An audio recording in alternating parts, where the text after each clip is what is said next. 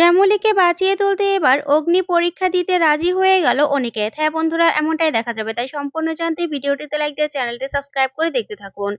আগামী পর্বে দেখা যাবে শ্যামলীর কিছুতেই জ্ঞান ফিরছে না। শ্যামলীর জ্ঞান ফেরানোর চেষ্টা করতে থাকে ডক্টররা, ইলেকট্রিক শর্ট দিতে থাকে, কিন্তু শ্যামলীর কোনো জ্ঞানই ফিরে না।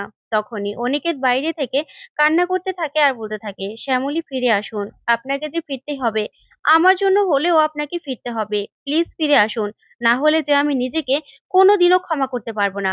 তখনই এই কথাগুলো অনন্যা শুনতে পায়। তখনই অনন্যা শুনে অবাক হয়ে যায় আর মনে মনে বলতে থাকে, অনিকেত শ্যামলীর জন্য এত ভাবে, শ্যামলীকে ছাড়া ও থাকতেই পারবে না, শ্যামলীর জন্য কান্না করছে।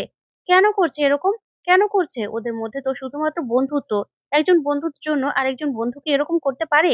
তারপরে অনিকেত বলতে থাকে, না না, শ্যামলীকে আমি ফিরিয়ে আনবই। শ্যামলীকে আমি কিছুতেই চলে যেতে দেব না। শ্যামলীর জন্য দরকার হলে আমি অগ্নি পরীক্ষা দেব।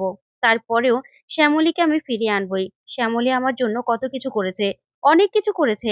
শ্যামলীর এই অবস্থার জন্য আমিই দায়ী। যদি শ্যামলীকে ওই বাড়ি থেকে অন্য বাড়িতে চলে যেতে না হতো, তাহলে এই অবস্থা হতো না। আমার জন্য শ্যামলী অন্য বাড়িতে যেতে বাধ্য হয়েছিল। আমার জন্য, আমার আমার ইগোর জন্য আজকে এই অবস্থা। দুজনকে আলাদা হতে হয়েছে।